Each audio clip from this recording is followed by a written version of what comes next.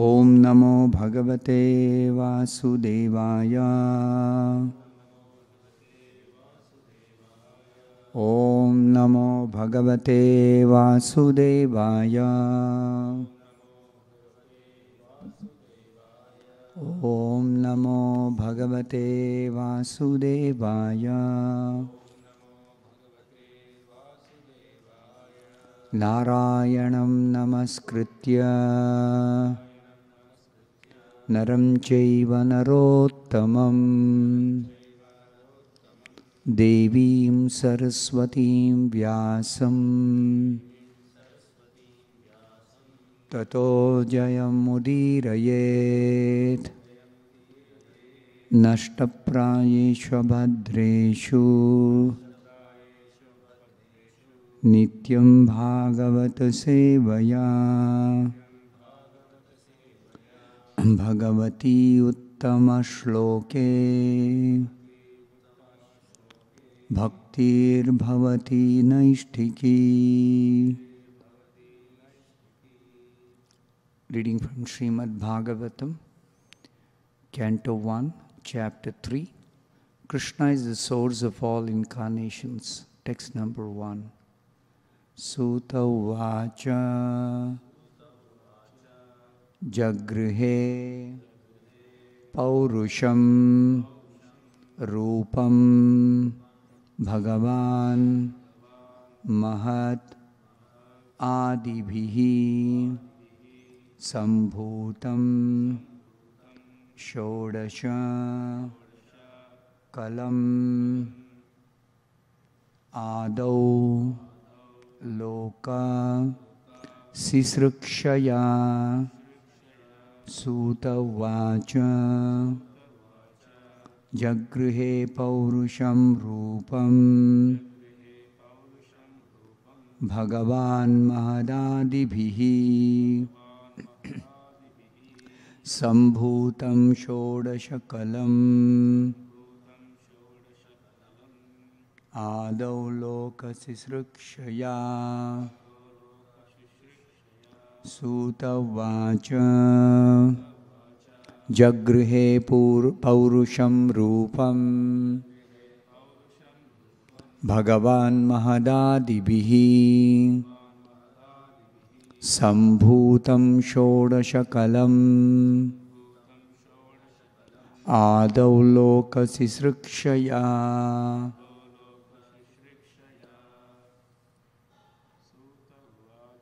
Sutta Vacha Jagrihe Paurusham Rupam Bhagavan Mahadadibhihi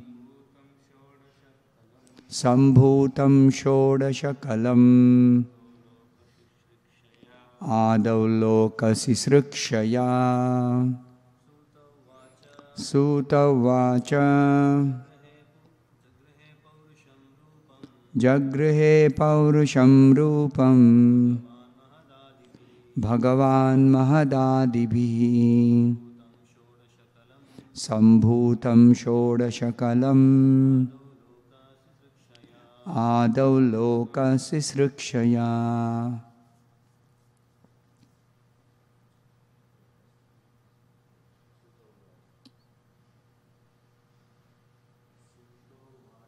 Sutta Vacha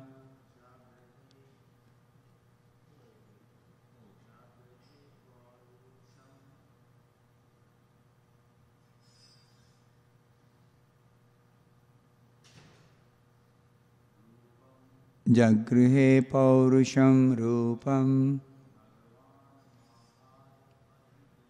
Bhagavan Mahadadibhihi Sambhutam Shodashakalam Adau Loka Sisrukshaya.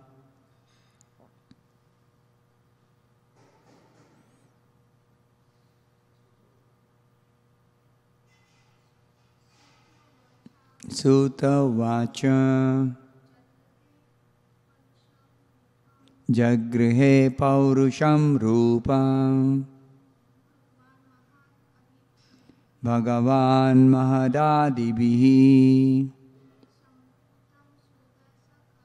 Sambhutam Shodashakalam Adau Loka Sisrikshaya.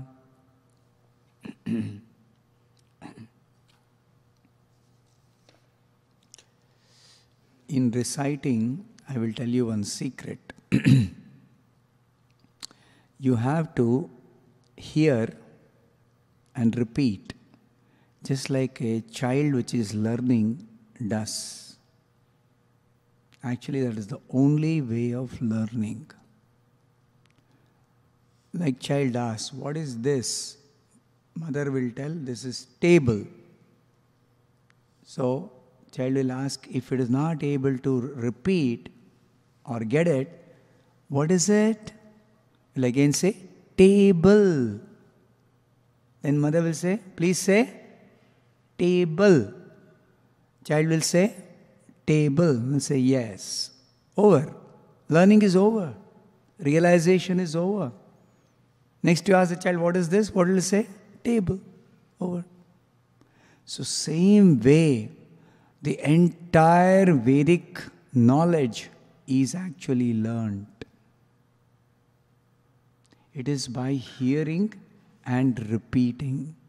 Prabhupada said, you can learn the whole of Bhagavad Gita, Bhagavatam, everything. That's why he made the system that in the class, the speaker will chant word by word, the others will repeat every word. And then each one will again chant and others will repeat. So simply you have to give your attention to hearing. Don't worry about whether you can read, whether you are pronouncing correctly. Don't worry about that. You simply, whatever you hear attentively, you repeat. That's all. Even when you are holding the book, the important thing is what you have heard, not what you are reading. Just like in the beginning, anybody learns a language, they don't learn the reading and writing first. What do they learn? Repeating after hearing. Any language can be learned that way. Not only language, anything can be learned that way. In the beginning, Prabhupada used to tell, when he used to attend his Guru Maharaj's classes, he says, I was not able to understand much, but I was simply sitting and hearing.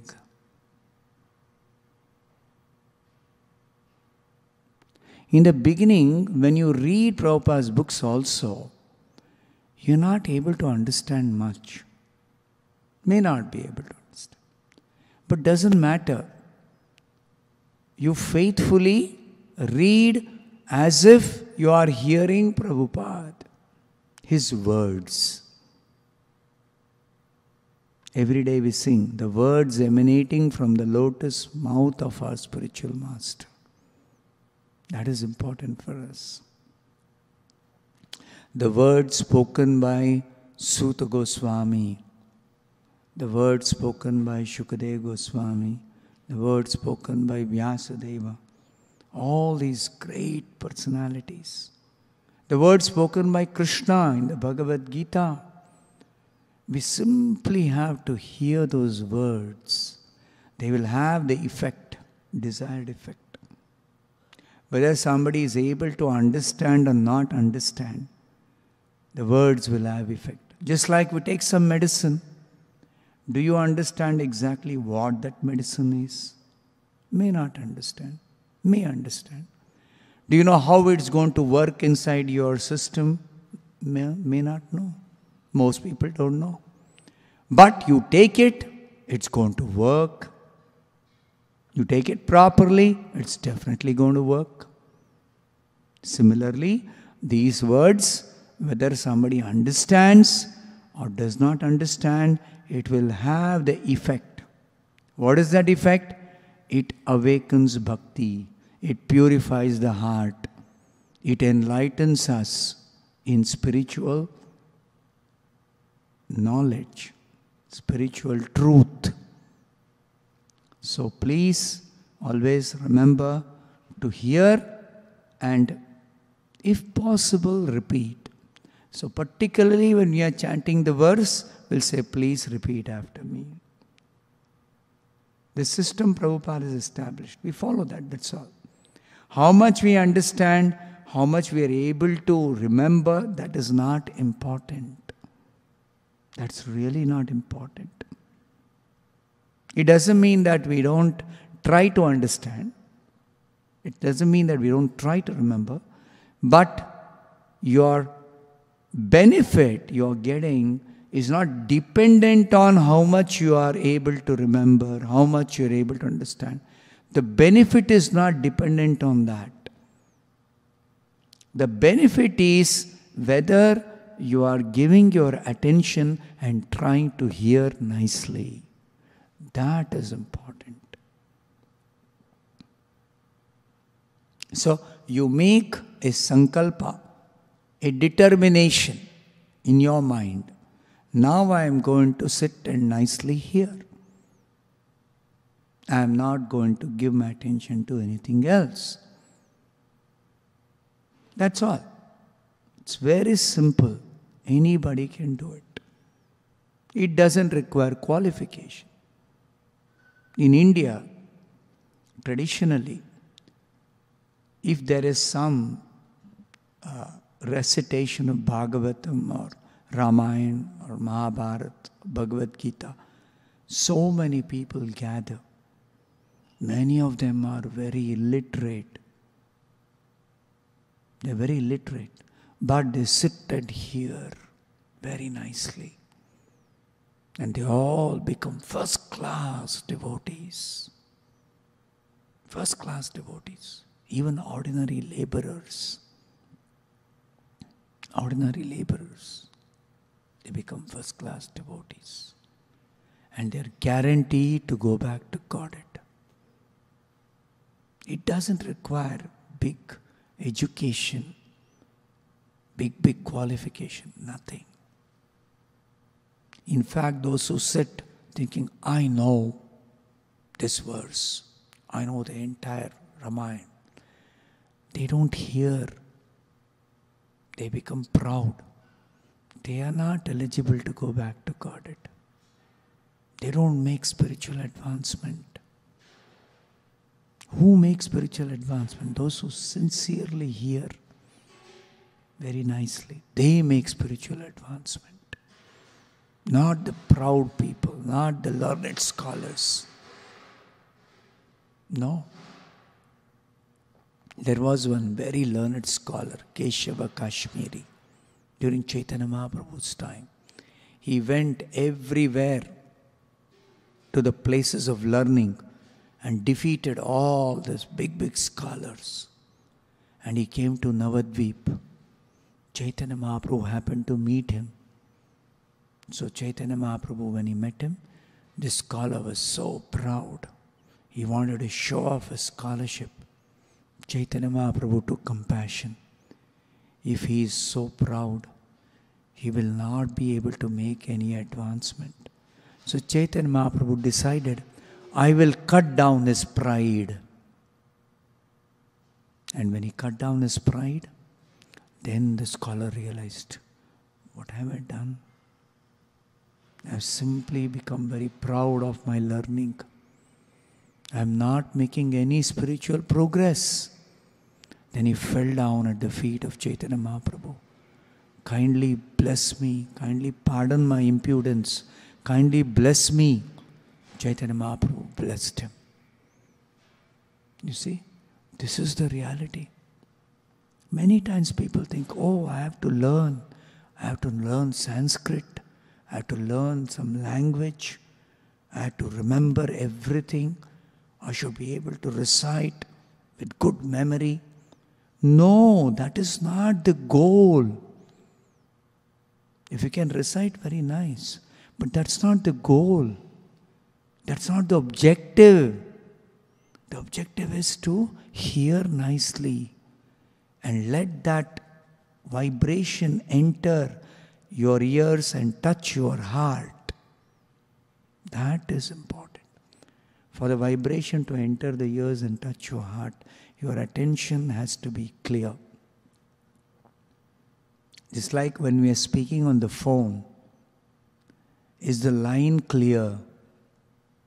That's all that is important, because the other person has to hear what you are telling. You don't worry so much. Are you able to understand me? No. You are concerned with clear line. Then the sound is traveling and reaching, and the other person is able to hear. Same principle. Same principle. The line has to be clear from here to the heart. That is your attention. Same thing for chanting Hare Krishna also. Same thing for hearing the Shastra. You can hear the Shastra even when you are reading. Even when you are reading. What is this? What we are reading? It is recorded voice of Srila Prabhupada. It is a recorded voice. So you simply have to hear.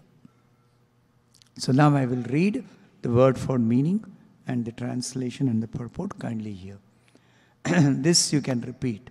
Suta vacha. Suta said. Jagrihe. Accepted. Paurusham. Plenary portion. As the Purusha incarnation.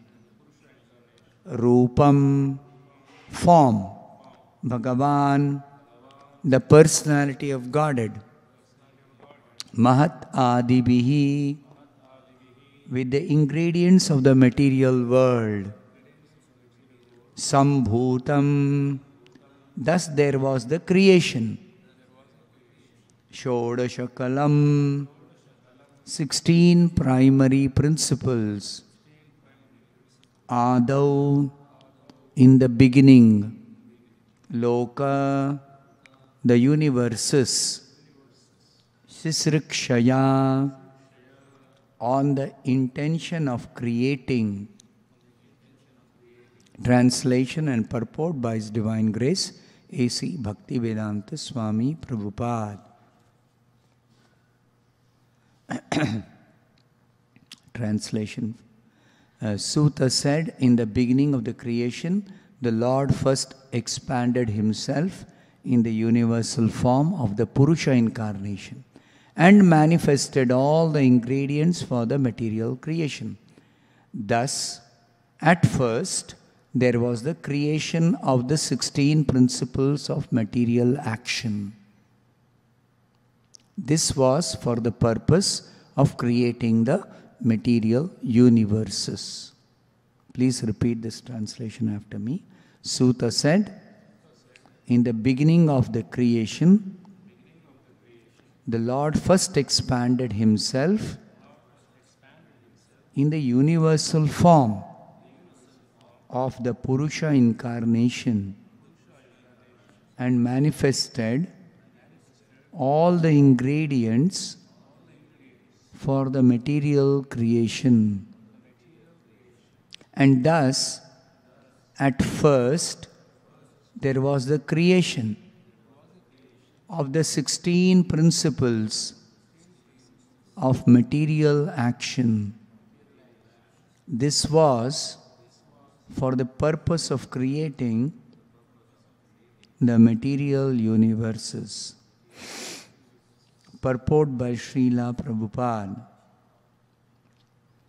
The Bhagavad Gita states that the personality of Godhead Sri Krishna maintains these material universes by extending His plenary expansions. So this Purusha form is the confirmation of the same principle. The original personality of Godhead Vasudeva, or Lord Krishna, who is famous as the son of King Vasudeva or King Nanda, is full with all opulences, all potencies, all fames, all beauties, all knowledge, and all renunciation. Part of his opulences are manifested as impersonal Brahman, and part of his opulences are manifested as Paramatma. This Purusha feature of the same personality of Godhead, Sri Krishna, is the original Paramatma manifestation of the Lord. There are 3 Purusha features in material creation, and this form, who is known as Karanodakashayi Vishnu, is the first of the 3. The others are known as Garbhodakashayi Vishnu and the Kshirodakashayi Vishnu, which we shall know one after another. The innumerable universes are generated from the skin holes of this Karanodakashayi Vishnu, and in each one of the universes the Lord enters as Garbhodakashayi Vishnu. This is the first paragraph of the purport. A lot of stuff is here. So I will pause here. We'll discuss this because I don't think we have time to discuss the entire purport. I'll say my prayers and then we shall discuss a little. Om Ajnanatimirandhasya Jnananjanashalakaya Chakshurunmilitam Yena Tasmai Shri Gurave Namaha. Nama Om Vishnupadaya Krishna Preshtaya Bhutale Srimate Bhakti Vedanta Swaminiti Namine. Namaste Saraswate Deve Gauravani Pracharine Nirvishesha Shunyavadi Paschatya Deshatarine Jaya Shri Krishna Chaitanya Prabhu Nityananda Shri Advaita Gadadhara Srivasadi Gaura Bhakta Vrinda. Hare Krishna, Krishna Krishna, Hare Hare, Hare Rama, Rama Rama, Hare Hare. This is a new chapter. This chapter is the 3rd chapter of the 1st canto. 1st canto is the beginning of the Bhagavatam. There are 12 cantos. The 1st canto, Prabhupada has given a title called Creation. Now this title does not mean that in the 1st canto only creation has been described. No. Bhagavatam is a Purana. Purana means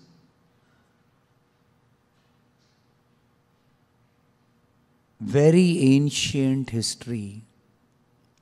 There is another type of literature called Itihasa. Itihasa means history. Purana also means history, but there is a difference between Purana and Itihasa. What is the difference? Purana is very ancient history. Itihasa is history. For example, Mahabharata is history. Bhagavata is Purana. Mahabharata describes some historical incidents, maybe 5,000 years old, maybe 10,000 years old, maybe 1 million years old. But Bhagavatam is describing incidents which may be 5,000, 10,000, 1 million years old. But Bhagavatam also describes incidents which go back to the beginning of creation. many millions and billions and trillions of years old. It even describes before the creation. So, this is one difference between Puranas and Itihasas. There's another difference. Itihasa describes one or more historical incidents, and through the historical incidents, there is a message, there is a learning about spiritual principles. Whereas Puranas also are teaching us some spiritual principles through the very ancient historical narrations. But Puranas contain 10 definite topics of the spiritual principles.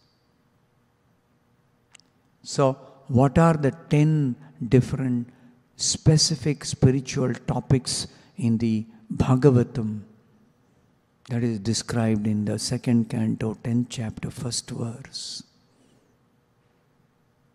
Atra sarga visargascha sthanam poshanam utayaha manvantara ishanukatha nirodha mukti ashrayaha. 10 topics. All the Mahapuranas, 18 Mahapuranas compiled by Vyasadeva, contain 10 topics. There are other Puranas, 18 other Puranas called Upapuranas. They contain 5 topics. Whereas Itihasas like Mahabharata, Ramayana, Harivamsha, they don't contain specifically such topics. So, Bhagavata Purana, there are 10 topics. Prabhupada, when he has given a subtitle for the cantos, he is drawing our attention to the fact that Bhagavatam contains 10 specific topics. One of the topics is creation, Sarga, creation. How does the creation take place? Who creates? What are the basic principles of creation? All this is described systematically in the Bhagavatam.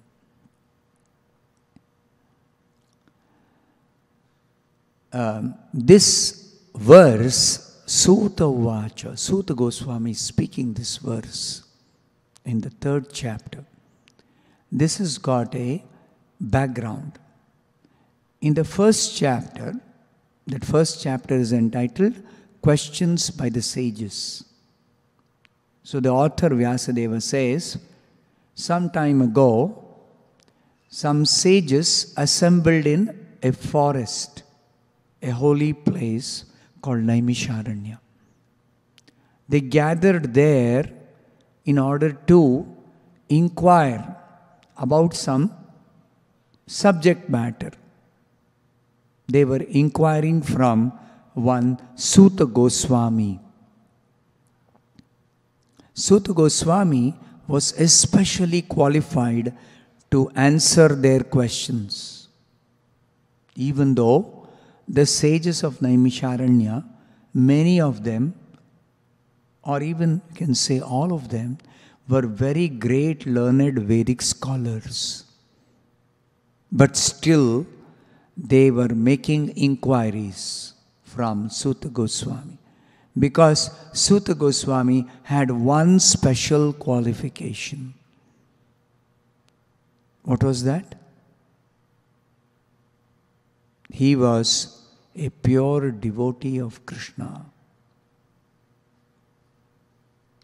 So a pure devotee of Krishna, he knows something more than what any Vedic scholar may know. What is it that the pure devotee knows which the Vedic scholars may not know? Will not know. One cannot know this special thing which the pure devotees know simply by studying the Vedas and becoming expert in the Vedic knowledge. What is that? Krishna, God. Krishna cannot be known simply by studying the Vedas. Krishna says this in the Bhagavad Gita. Name vidus suragana prabhavam na maharshayah aham madir hi devanam rishinam cha sarvashah. Even the big demigods, the big rishis, the sages, very ancient sages, they do not know me. But pure devotees, whether they are Vedic scholars or not, they know Krishna. Pure devotees know Krishna. So, Suta Goswami is a pure devotee of Krishna. So, therefore, the sages of Naimisharanya offered him a seat of respect called Vyasasana. Bowed down to him. Very respectfully, they inquired from him, kindly tell us about Krishna. Kindly tell us about Krishna. But they did not just ask about Krishna, they specifically asked 6 questions. That is given in the first chapter. One of the questions they asked is, kindly tell us about the incarnations of Krishna and the extraordinary activities the Lord performs in his various incarnations. Now, Suta Goswami is attempting to tell about the incarnations and the extraordinary activities of the incarnations. So, beginning from this verse in this chapter, now he is telling about the first incarnation. First incarnation. What is the first incarnation? It is at the beginning of creation, where the Supreme Lord Krishna expands himself. What is the meaning of expansion? Expansion means he is there, he is present, he is eternally there in his original form. He also manifests another form, another form, another form, another form. These forms of the Supreme Lord are the Lord himself with all his powers. But the forms are meant for specific purposes. He can simultaneously be present in many forms and also be independently present in each form. Why am I saying this? Because a yogi can expand into 10 forms. So then people may think, oh, this yogi, he is God. No, yogi is not God. What is the difference? A yogi may expand into 10 forms, but in each of those 10 forms, the yogi cannot act independently. If in one form he is lifting his hand, all the 10 forms Only lifting the hand, that's all. Have you seen in a television shop, many TV screens will be there? Sometimes they will put the same program or channel on all the TVs. So if some hero is dancing, all the screens the hero will be dancing. The yogi is doing something in multiple forms is like that.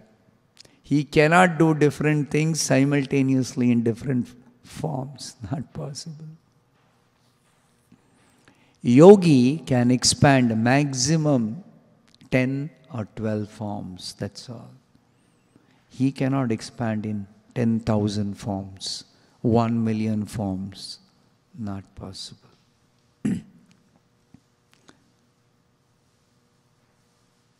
So, Krishna expands into many, many forms.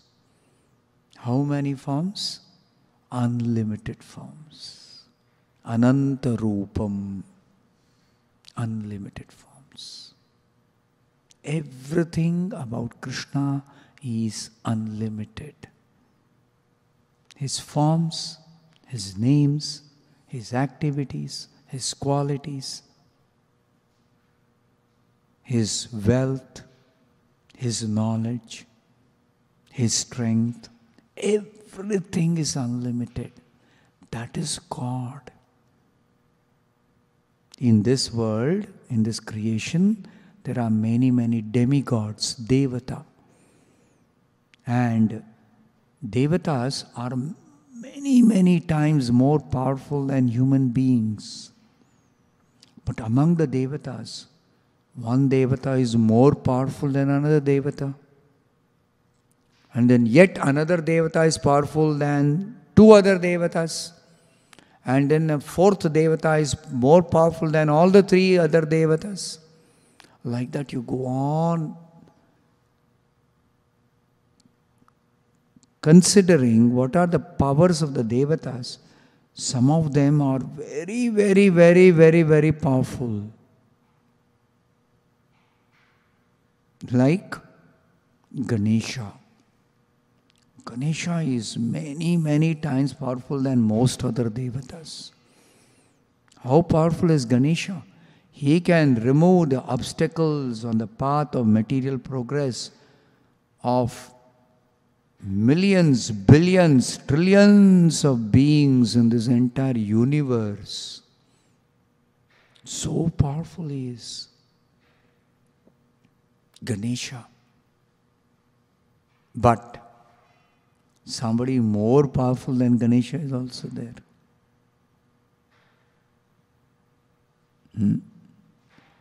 Like Brahma. Brahma is more powerful than Ganesha. Brahma, he creates the different beings at the beginning of creation. He creates. Ganesha cannot create like Brahma.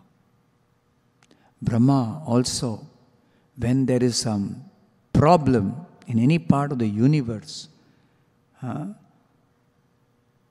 all the Devatas, they approach Brahma if they are not able to solve the problem. They approach Brahma. So, Brahma is more powerful than all the other Devatas except Shiva. Shiva is more powerful than even Brahma. Shiva is more powerful than Brahma. Shiva can destroy the entire creation. Simply if he opens one third eye, he's got a third eye. He opens that eye, finished. The entire creation is destroyed. How big is the creation? Millions of universes. Each universe having millions of planets. Each planet having millions of personalities. Everything is destroyed. Shiva opens his eye.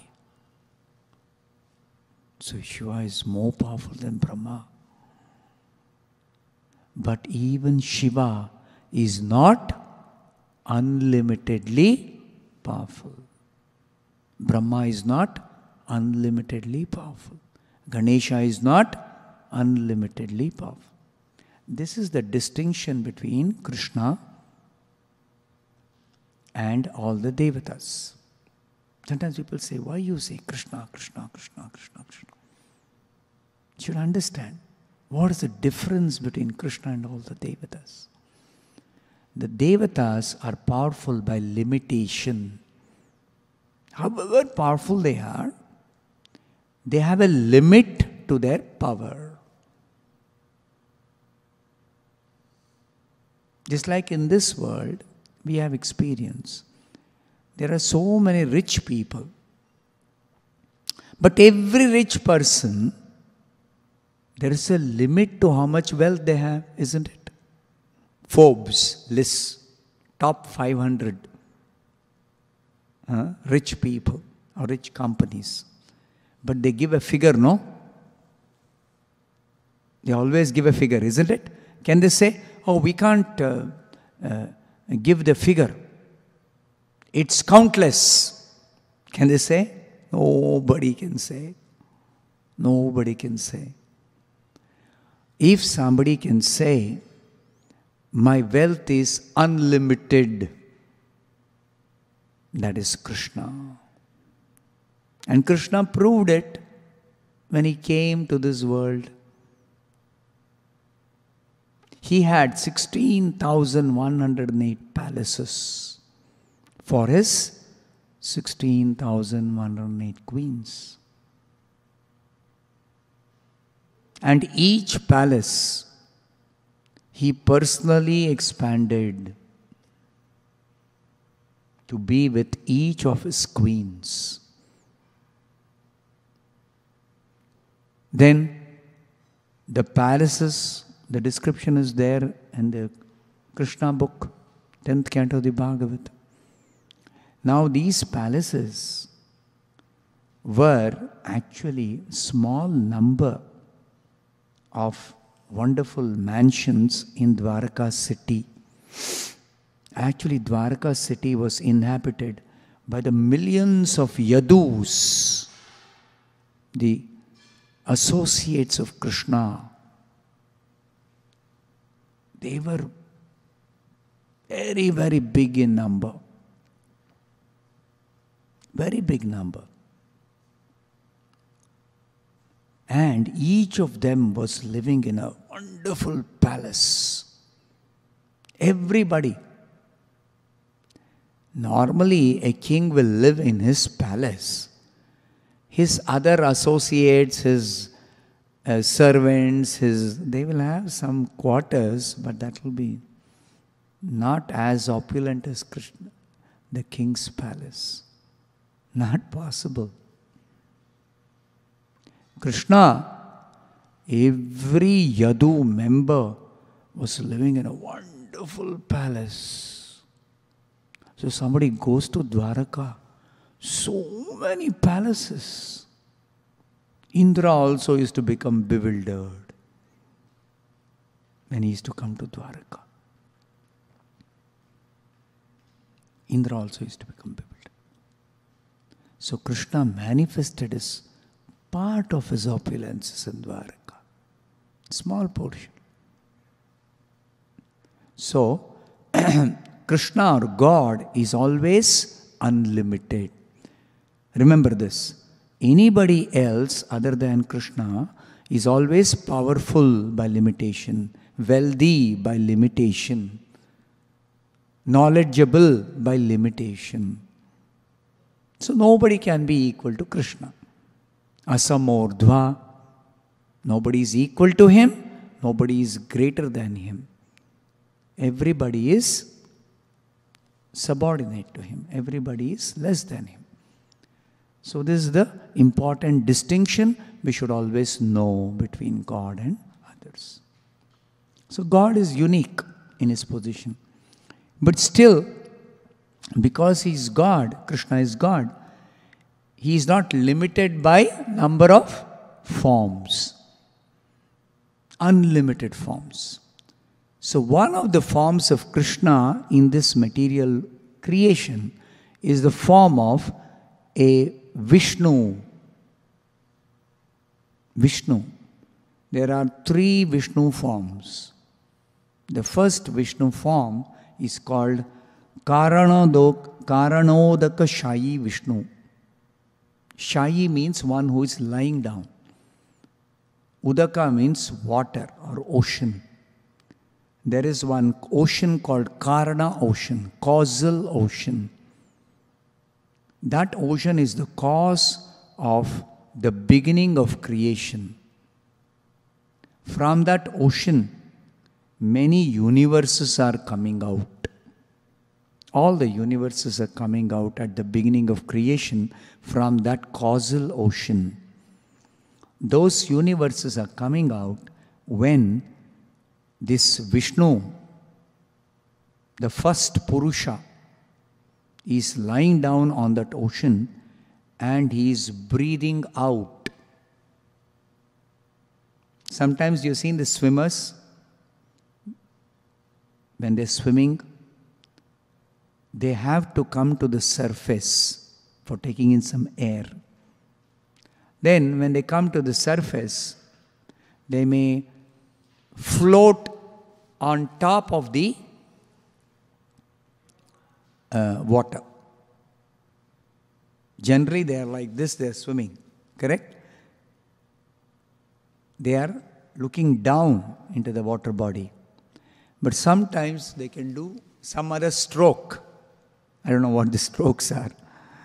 And then they can lie down on the water. So Prabhupada says, if an ordinary swimmer can do it, what is the difficulty in understanding?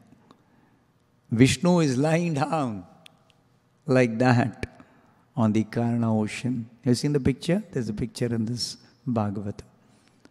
He's lying down and he's breathing. When he breathes out, so many universes come out of the skin holes.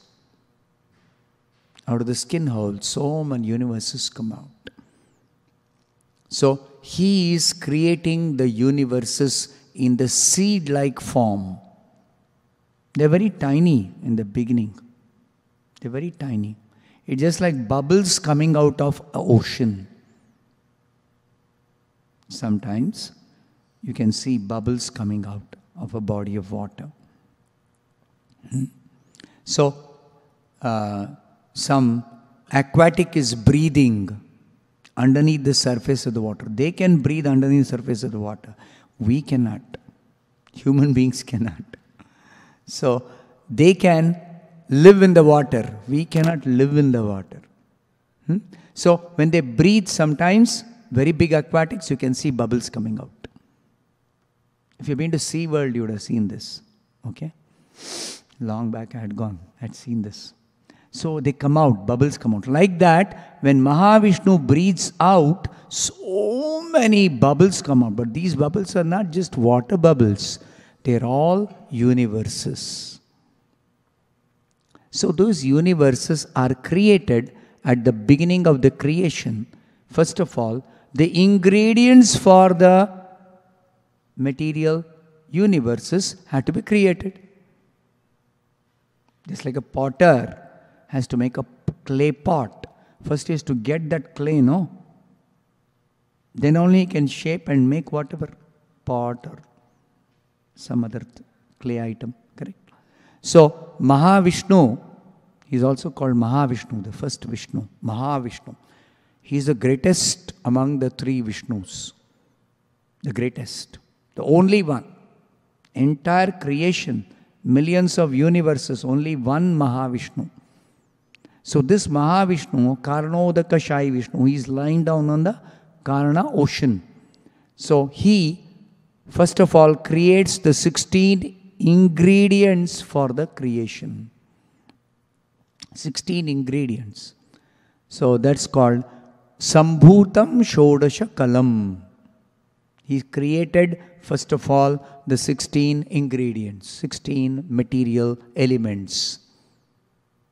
In the Bhagavad Gita, Krishna explains material elements as 8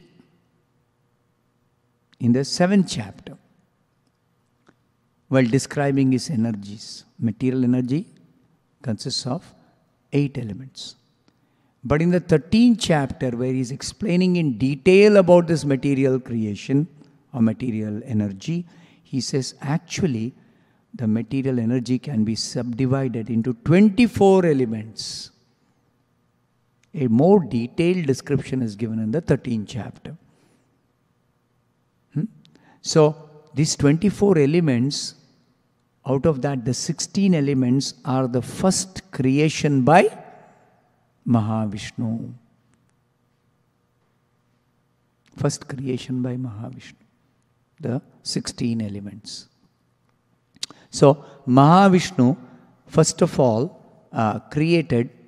At first, there was the creation of the 16 principles of material action.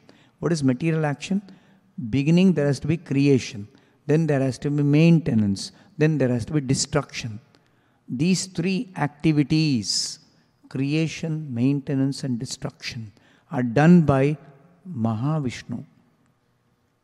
But Mahavishnu, to do this, he does some portion of it and he further lets 3 other personalities do the details of the creation, maintenance and destruction. So the details of the creation, first Mahavishnu does create the 16 principles and he creates the seed-like universes, and then further creation is done by another Vishnu who enters into each universe. Second Vishnu form further expands. Mahavishnu expands as many universes, so many Vishnu forms.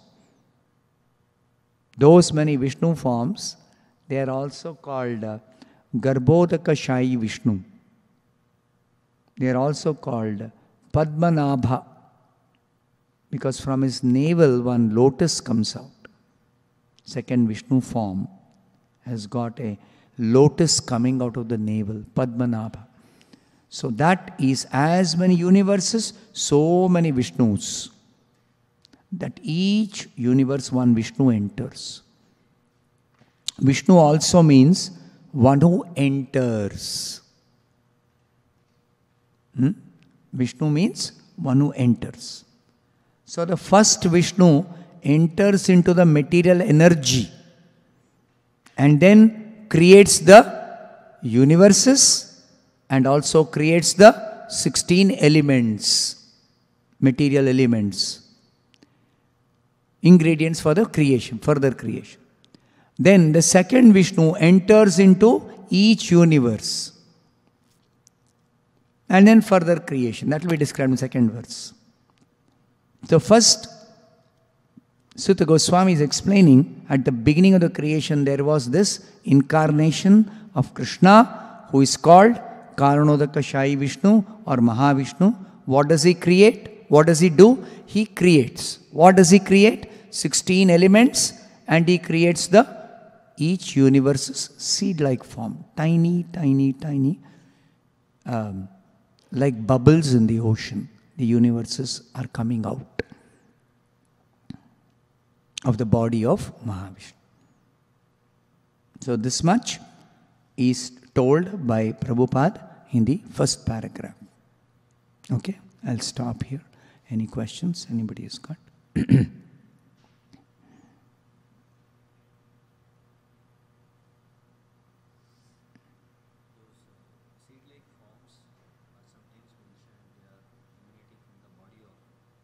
Vishnu.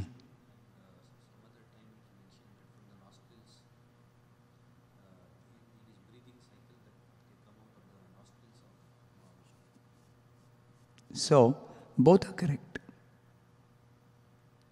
Because when he breathes out,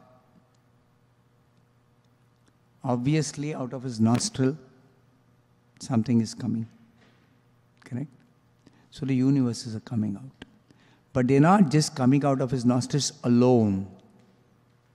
They are coming out of his entire body. They're coming out of his entire body.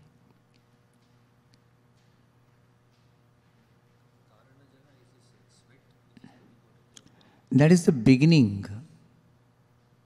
That's the beginning. Even before the Mahavishnu lies down on this ocean, the material energy is lying like unmanifest form of this material energy. That means there is nothing there. Unmanifest means it's not there. There is no material energy. There is no matter. There are no universes. There is no Vishnu.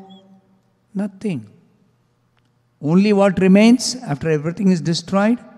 The spiritual world that is described in the Bhagavad Gita. Spiritual world always remains. Parastasmattu bhavonyo vyakto vyaktat sanatanaha. This material world is sometimes manifest, vyakta, sometimes avyakta. Vyakta means sometimes visible, sometimes not visible. Sometimes present, sometimes not present. Whereas the spiritual world, sanatana, always existing, never destroyed, never created. No need of maintenance, no deterioration. That is spiritual world. So Krishna says, come to that spiritual world. No death, no destruction, no misery, no old age, no suffering. Come. So we should be very, very eager to go there. Shouldn't we be eager to go there? We don't like death. We don't like suffering. We don't like misery. We don't like deterioration. Right? People buy car. Then after the car becomes a little old, oh, I want to buy a new car. I don't like this old car. So what if you buy a car or get a car which will never get old? You'll be so happy, no? My car always looks new. Especially in America, I heard they take a lot of care to polish the car. Lot of care some people take. My car is looking like new. So definitely it is very satisfying if it always remains new or looks like new. So that is the spiritual world. It will never become old. Nothing becomes old. Nothing deteriorates. So in the beginning of the creation, there is nothing. Apparently. There is the material energy, but that energy is lying in an unmanifest state. So that unmanifest material energy, first of all, the Supreme Lord expands as Mahavishnu, incarnates, means he comes to this material world. Material world means what is there of the material world? The energy. So what does he do? He enters the energy. Everything is empty, there is nothing there. So what does he do first? He perspires. And by this perspiration, the water comes out. Which water? Karana ocean. That water is called Karana Jala. That Karana Jala is such a huge quantity. Such a huge quantity that it forms a ocean. Where is this ocean? It's one corner of the spiritual sky, which is always there. The spiritual sky, there are many, many spiritual planets.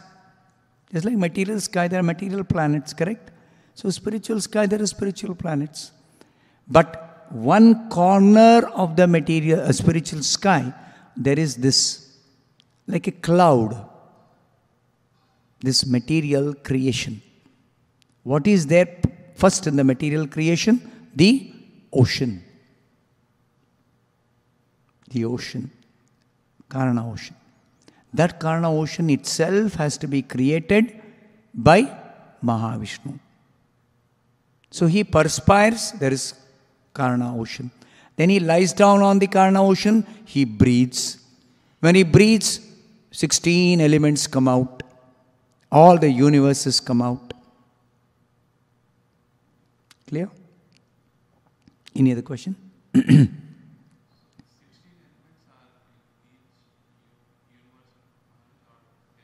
They are the ingredients. So, little portion in each universe also. Yes.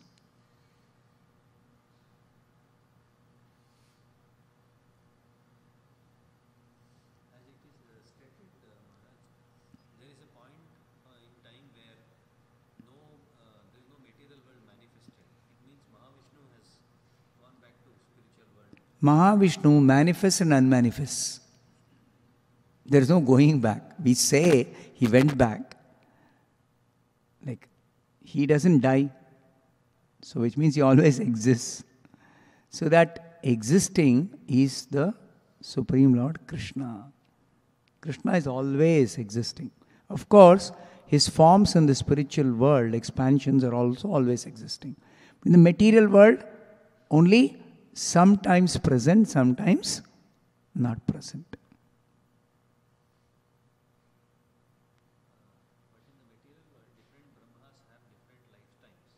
No.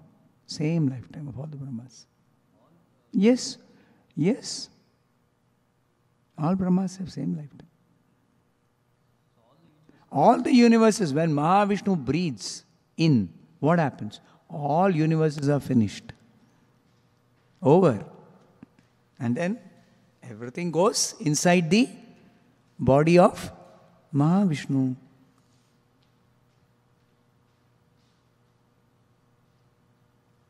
Just like at the end of Brahma's day, everything goes into the body of the second Vishnu. Everything goes inside the body of second Vishnu.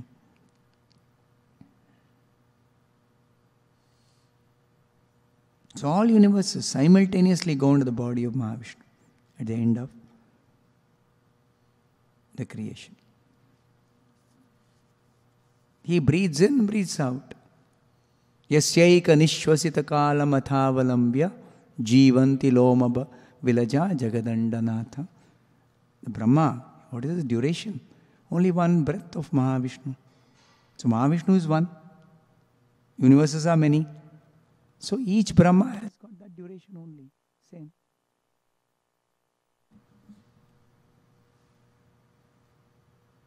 Okay, we'll close here. Thank you. Hare Krishna. Srimad Bhagavatam ki jai, Srila Prabhupada ki jai, Shri Radha Gopinath ki jai.